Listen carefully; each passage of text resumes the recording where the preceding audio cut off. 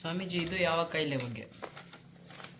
ಇದು ಸಕಲ ಕಾಯಿಲೆಗಳ ಬಗ್ಗೆ ಕೊಟ್ಟಿರ್ತಕ್ಕಂಥದ್ದು. ಒಬ್ಬರು ಕೋಲಾರದವರು ಕೃಷ್ಣಪ್ಪ ಅಂತ ಮಹಾಪಂಡಿತರು, ಇಂದ್ರಜಾಲ ಮಹೇಂದ್ರಜಾಲಿ, ಹಿಂದೆ ರಾಜಮೋಡಿ ರಣಮೋಡಿ ಅಂತ ಆಗ್ತಿದ್ರಲ್ಲ, ಗೊತ್ತಾ?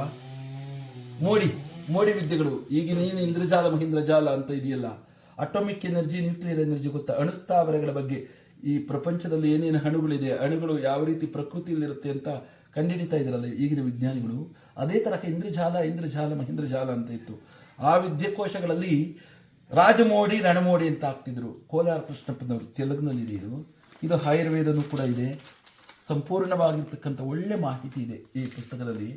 ಇದು ಏನಂದ್ರೆ ಮೂರ್ಛೆ ರೋಗ ಬರುತ್ತಲ್ಲಪ್ಪ, ಮೂರ್ಛೆ ರೋಗಕ್ಕೂ ಮತ್ತು ಬುದ್ಧಿಮಾಂದ್ಯಗಳು ಇದರಲ್ಲಿ ಬಹಳ ಅಪೂರ್ವವಾಗಿದೆ. ಬುದ್ಧಿಮಾಂದ್ಯಗಳು, ಮೂರ್ಛೆ ರೋಗ, ಮತ್ತೆ ಈ ಶರೀರದಲ್ಲಿ ಆಗ್ತಕ್ಕಂತಹ ಗಂಟು ಬೇನೆಗಳು, ಬೆನ್ನುಪಣಿ ಅಂತ ಆಗ್ತಿತ್ತು ಹಿಂದೆ. ಬೆನ್ನುಪಣಿ ಅಂತ ಅದು ತುಂಬಾ ದೊಡ್ಡ ರೋಗ, ಬೆನ್ನಲ್ಲಿ ಆಗ್ತಕ್ಕಂಥದ್ದು. ಇಂಬುಡುಪಣಿ ಅಂತ ಆಗ್ತಿತ್ತು. ನಾಗರ ಸುತ್ತು ಅಂತ ಆಗ್ತಿತ್ತು, ಮೈ ಮೇಲೆ ಆಗ್ತದೆ ನಾಗರ ಸುತ್ತು ಅಂತ. ಇದೆಲ್ಲವೂ ಕೂಡ. ಮತ್ತು ತೊಡೆಬಾಳ ಅಂತ ತೊಡೆ ಸಂದಿಲ್ ಆಗ್ತಿತ್ತು. ವೃಷಣ ಅಂದ್ರೆ ಬೀಜಗಳು ಊದ್ಕೊಳ್ತಕ್ಕಂಥದ್ದು. ಬೂದು ಕಾಮಲೆ, ಹೆಸರು ಕಾಮಲೆ ಅಂದ್ರೆ ಜಾಂಡೀಸು. ಇದೆಲ್ಲ ರೋಗಗಳನ್ನು ನಿವಾರಣೆ ಮಾಡತಕ್ಕಂತಹ ಒಂದು ಗ್ರಂಥ. ಇದರಲ್ಲಿ ದಂತಿಪರ್ಣ, ನಾಗಪರ್ಣ, ಶೂಲಪರ್ಣ, ವಂಗಿಪರ್ಣ, ತುಂಗಪರ್ಣ, ವಕುಳಪರ್ಣ ಅಂತ 5 ವೃಕ್ಷಗಳು.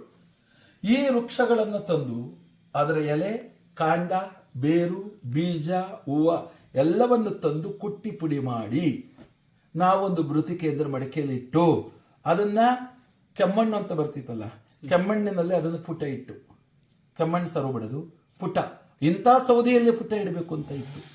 ಆನೆಮಂದಹಾರ ಅಂದ್ರೆ ಚಂದ್ರನ ಗರ್ಭಿಸ್ತಕ್ಕಂಥ ಮುದುಕದ ಕೆಟ್ಟಿಗೆಯಿಂದಲೇನೆ ಅದಕ್ಕೆ ಪುಟ ಇಟ್ಟು ಅಂದ್ರೆ ಬೆಂಕಿ ಹಚ್ಚಿ ಪೌಡ್ರ್ ಮಾಡಿ 2 ಗುಂಜಿ ಪ್ರಮಾಣ ತೆಗೆದುಕೊಂಡಿದ್ದೆ. ಆದರೆ ಜೇನುತುಪ್ಪದಲ್ಲಿ ಮತ್ತು ತುಪ್ಪದಲ್ಲಿ ಈ ಇಂತಹ ಸರ್ವ ರೋಗಗಳೆಲ್ಲವೂ ಕೂಡ ನಿವಾರಣೆಯಾಗುತ್ತೆ ಅಂತ ತೋರಿಸ್ಕೊಟ್ಟಿದ್ರು ಅವರು ರಾಜಮೋಡಿ ಮತ್ತು ರಣಮೋಡಿಗಳ ಬಗ್ಗೆ. ಇಂದ್ರಜಾಲ ದೇವತೆಗಳಿಗೆ ಶಕ್ತಿ ತುಂಬುವಂತಹ ಮೂಲಿಕೆಗಳನ್ನು ಹಾಕಿದ್ರೆ ಆ ಮೂಲಿಕೆಯಲ್ಲಿ ಏನೇನು ಶಕ್ತಿ ಇದೆ, ಈ ಮೂಲಿಕೆಯಲ್ಲಿ ಎಂತೆಂತಹ ಈ ಸೂರ್ಯನಿಗೂ ಮತ್ತು ನಕ್ಷತ್ರಗಳಿಗೂ ಭೂಮಿಗೂ ಈ ಮೂಲಿಕೆಗಳಿಗೂ ಏನು ಸಂಬಂಧ ಅಂತ ಇಂಚು ಬರೆದಿದ್ದಾರೆ ಇನ್ನೊಂದು ಗ್ರಂಥ ಪಠಣದಲ್ಲಿ. ಅದು 14 ಪುಸ್ತಕಗಳಿದ್ದಾವೆ. ಅದರಲ್ಲಿ ಪ್ರತಿಯೊಂದಕ್ಕೂ ಈ ದೇಹಕ್ಕೂ ಈ ಪ್ರಕೃತಿಗೂ ಏನೇನು ಸಂಬಂಧ ಇದೆ, ಜಲತತ್ವ, ಅಗ್ನಿತತ್ವ, ವಾಯುತತ್ವ, ಭೂತತ್ವ, ಆಕಾಶ ತತ್ವ, ಪ್ಲಾನೆಟ್ಸ್ಗಳ ಬಗ್ಗೆ ಅಂದ್ರೆ ಗ್ರಹಗಳ ಬಗ್ಗೆ, ಗ್ಯಾಲಕ್ಸಿ ನಕ್ಷತ್ರಗಳ ಬಗ್ಗೆ ಪ್ರತಿಯೊಂದು ಇಂಚು ಕೂಡ ಬರೆದಿದ್ದಾರೆ. ಅದನ್ನು ನಾನು ಮುಂದಿನ ಸಂಚಿಕೆಯಲ್ಲೆಲ್ಲ ಸಂಪೂರ್ಣವಾಗಿ ತಿಳಿಸ್ಕೊಡ್ತೀನಿ. ಸರ್ವರೋಗಗಳ ನಿವಾರಣೆ ಮಾಡತಕ್ಕಂತಹ ಶಕ್ತಿ ಒಳಗೊಂಡಂತಹ ಈ ಗ್ರಂಥ, ಇದನ್ನು ಕೂಡ ನಾವು ಅಭ್ಯಸಿಸಿ ಕೊಟ್ಟಿದ್ದೀವಿ. ವಾಸಿಯಾಗಿದೆ. ಇದು ಲೋಕ ಕಲ್ಯಾಣಾರ್ಥಕ್ಕೆ ಒಳಿತಾಗಲಿ.